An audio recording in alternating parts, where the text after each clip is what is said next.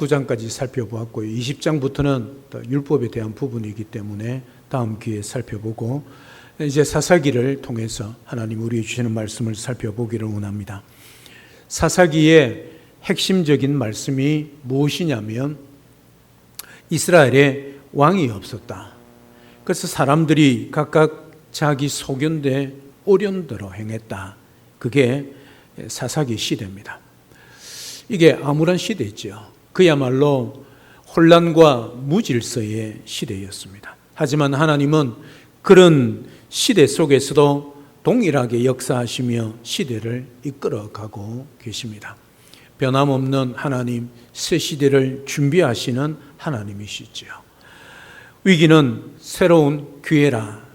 언제나 우리가 그렇게 알고 있습니다. 현실적으로 보면 위기의 시대였지만 하나님께서는 그 위기의 시대에도 새 시대를 준비하고 계셨다는 거죠. 하나님은 전능하신 하나님인 동시에 또 역전의 명수이기 때문에 그 어떤 암울한 시대에도 우리 하나님이 역사하셔서 시대를 역전시키고 있습니다. 오늘 본문은 이렇게 시작합니다. 여호수아가 죽은 후에 그렇게 시작합니다. 여러분, 여호수아가 누굽니까? 가나안의 선봉의 정복의 선봉자 아닙니까? 그야말로 모세와 견줄만한 이스라엘의 리더였습니다. 민족적인 영웅 여호수아가 죽었습니다. 이제 다음 세대의 지도자가 보이지 않습니다. 모세가 죽었을 때 여호수아가 모세를 대신해서 지도자가 되었습니다. 그런데 여호수아가 죽었습니다. 그런데 이사야서의 핵심이 뭐라고요? 중심 주제가 뭐라고요? 이스라엘에 뭐가 없다고요? 왕이 없었다. 그러니 암울한 시대지요. 이스라엘을 이끌어갈 사람이 리더가 없어 왕이 없었다. 아직까지도 끝내지 못한 과업이 남아있죠. 관한 정복이 다 남아있습니다. 땅을 받은 지파는 소수입니다. 그러나 지도를 그려서 그 땅을 받은 지파는 아직까지 여전히 그 땅을 정복해야 할 과업이 남아 있었다. 그 말이 있죠. 그런데 여호수아가 죽었습니다. 그야말로 위기의 순간입니다. 이런 때에 이스라엘 백성들이 가장 먼저 무엇을 하고 있느냐 하면 오늘 1절 하반절에 보면 이스라엘 자손이 여호와께 묻자와 그렇게 기록하고 있습니다. 여호와께 물었다. 이 말은 무슨 말이죠? 하나님을 찾았고 하나님 앞에 기도했다. 그 말이죠. 역사의 중요한 전환기에 위기의 시대에 이스라엘 백성들은 하나님을 찾고 있습니다. 이게 정답 아니겠습니까? 위기는 우리 스스로 헤쳐나가기 힘들지요. 위기에 기회를 주시는 역전의 명수이신 하나님을 찾았다는 것이 사사기에 여호수아가 죽은 후에 절망시대에 소망이 보이고 희망이 보이는 거지요. 그 하나님께 묻고 있지요. 우리 중에 누가 먼저 올라가서 가나안과 싸우리까? 지혜를 구하고 있습니다. 그리고 역사의 전환기에 기도로 나간 백성들은 하나님께로부터 응답을 받았다는 것을 보게 되어집니다. 사랑 여러분, 간절히 기도하는 것, 부르짖는 것 중요합니다. 하지만 그것보다 더 중요한 것은 하나님의 뜻대로 하나님의 계획대로 부르짖어야지요. 그래서 이스라엘 백성들이 지금 하나님을 찾고 있는 겁니다. 하나님께 뜻을 묻고 있고 기도하고 있는 거지요. 기도는 주님의 생각을 우리가 바꾸는 것이 아닙니다. 때를 써서 바꾸는 것이 아니지요. 오히려 내 생각 그리고 내 계획을 주님의 뜻에 맞추는 겁니다. 오늘도 여러분들은 각자의 기도 제목과 소망을 가지고 있을 것입니다. 간절하게 부르짖으시기를 주님 앞에 부르짖기를 그렇게 축복합니다. 근데 부르짖 때 어떻게 부르짖으라고요? 주님의 뜻대로 주님의 계획대로 기도해야 합니다. 그래서 하나님의 뜻이 무엇인지를 찾는 것이 기도에서 가장 우선순위입니다. 그리고 간절히 부르짖어 하나님께서 원하시고 기뻐하는 뜻을 이루어 가시기를 바랍니다. 진정한 기도란 간절히 부르짖는 겁니다. 하나님 앞에 나아가서 간구하는 거지요. 그리고 주님의 뜻에 맞추는 겁니다. 내 생각, 내 계획 하나님께 드리는 겁니다. 그리고 응답을 기다리기, 주님의 계획대로 순종하며 나아가는 것입니다. 기도는 주님의 생각을 바꾸는 것이 아니라 내 생각을 주님의 뜻에 맞추는 거란 것을 잊지 마시기를 바랍니다. 자, 이렇게 하나님 앞에 나아가서 하나님께 간구했을 때 하나님의 응답이 그들에게 주어졌습니다. 누가 선봉에 서서 싸우겠습니까? 누가 선봉에 서야 합니까? 그렇게 물었을 때 그 기도에 대한 하나님의 응답이 2절에 기록되어 있습니다. 여호와께서 이르시되 유다가 올라갈지니라, 보라 내가 이 땅을 그 손에 붙였노라, 그렇게 말씀합니다. 유다가 선봉에 서라, 그렇게 말씀하고 있는 거지요. 왜 유다일까요? 왜 유다가 선봉에 서야 할까요? 유다 지파는 이스라엘 백성이 40년간 광야를 진행할 때도 12지파 가운데 언제나 제일 앞장서서 출발한 지파였습니다. 민수기 10장 14절에 보면 유다 지파가 선두로 유다 자손 진기에 속한 자들이 그 군대대로 진행했다. 선두로 그렇게 말하고 있습니다. 언제나 유다 지파가 선두에 선봉을 섰다는 것을 알 수 있지요. 유다 지파는 진행도 행동도 전쟁도 점령도 제일 먼저 했습니다.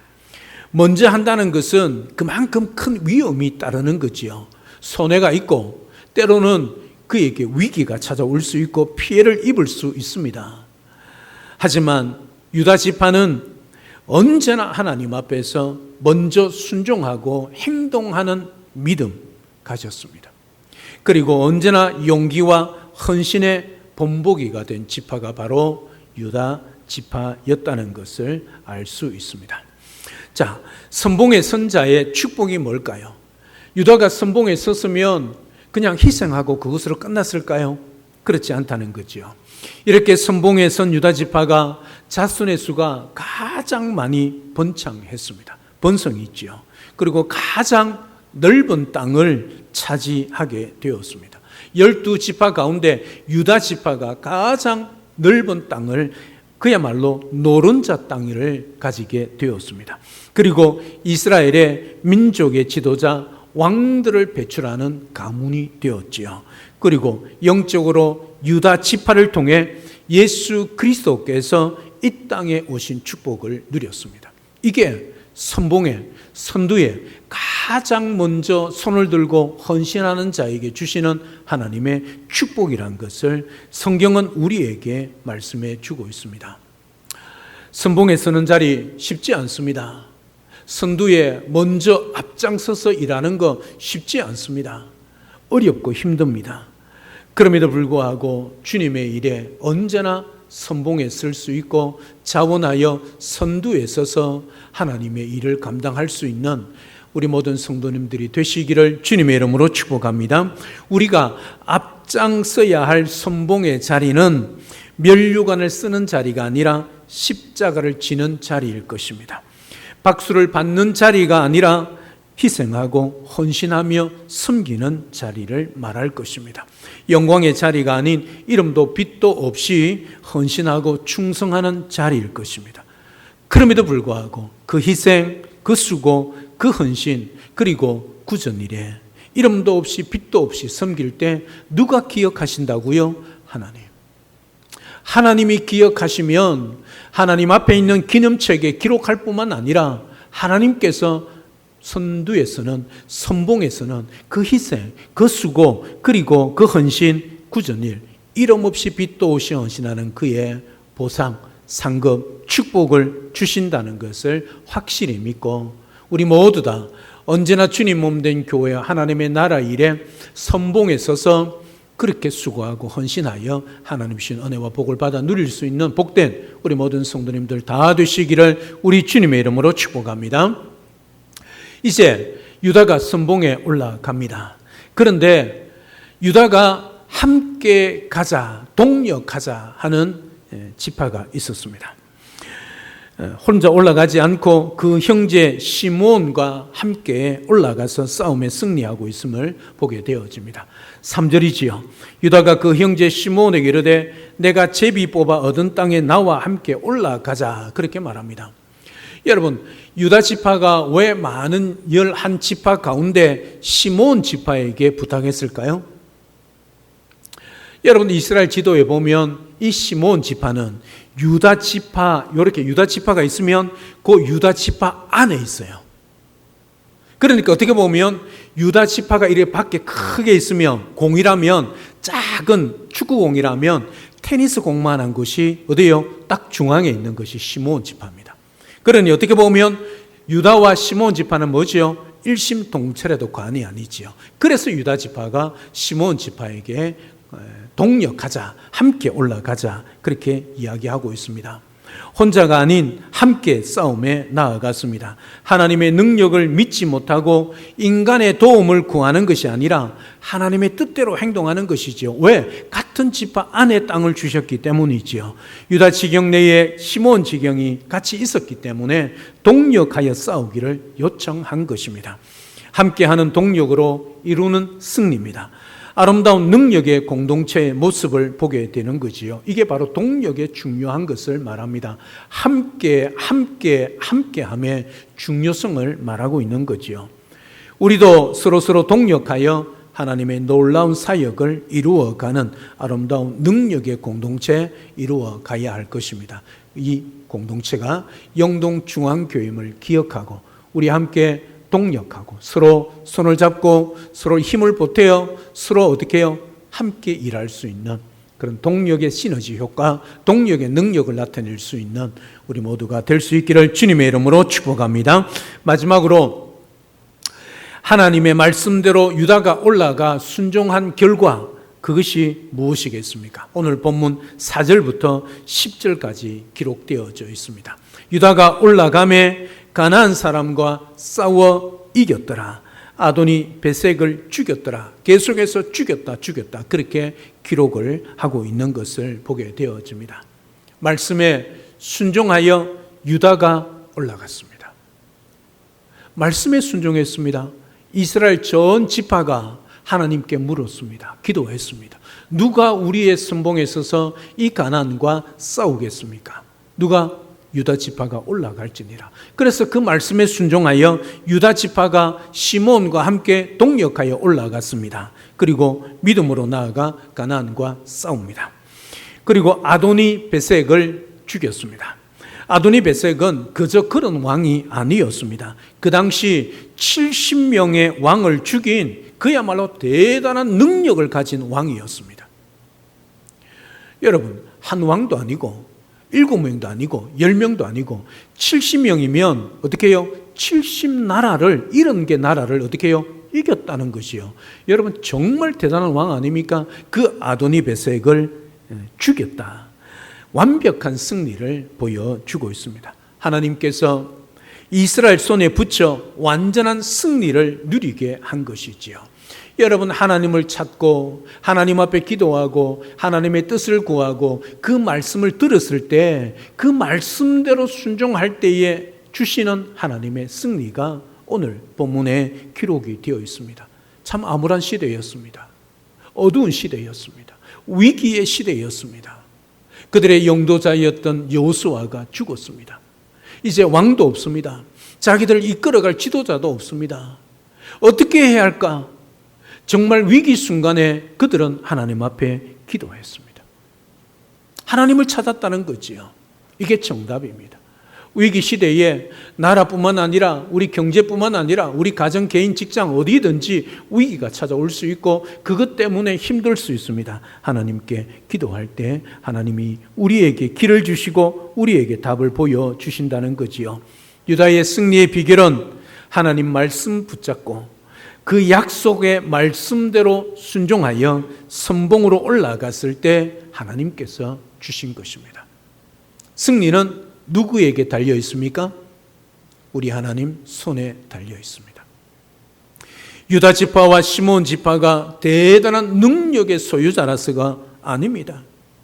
승리의 비결은 우리의 능력과 우리의 소유의 많고 적음과 지식의 유무에 있지 않습니다. 무기에 달려 있지 않습니다. 전략에 달려 있지 않습니다. 하나님의 약속의 말씀을 붙잡고 순종할 때 주어진다는 것을 기억하고 언제나 하나님 말씀대로 순종하며 하나님이 주시는 완벽한 승리를 누려가는 우리 모든 성도님들 다 될 수 있기를 주님의 이름으로 축복합니다. 자, 오늘 본문의 말씀을 통하여 승리의 윈윈 공식입니다. 오늘 유다 지파를 통해 우리가 배울 수 있는 승리의 비결, 즉 우리의 승리를 통해 하나님께서 영광을 돌리는 윈윈 공식, 우리도 승리하고 하나님도 승리하는 공식. 첫째는 중요한 일과 급한 일을 앞두고 뭐 하는 거요? 기도하시기를 바랍니다. 두 번째, 언제나 주의 일에 이름 없이 빚도 없이 선봉에 서서 앞장서서 섬기시기를 바랍니다. 힘들고 그 수고 또 그 헌신, 때로는 온갖 굳은 일, 이름도 없이 빚도 없이 선봉에 서서 선두에 서서 자원하여 앞장설 때에 하나님은 기억하신다는 거지요.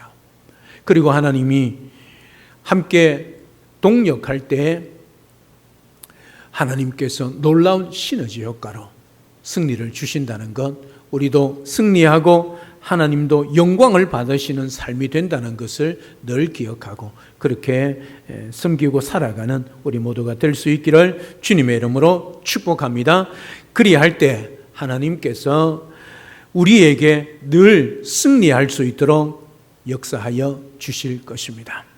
오늘 또 이 윈윈 공식을 따라 승리하는 삶을 살아갈 수 있기를 우리 주님의 이름으로 축복합니다. 어떻게 승리의 공식, 윈윈 공식 세 가지 기억하십니까?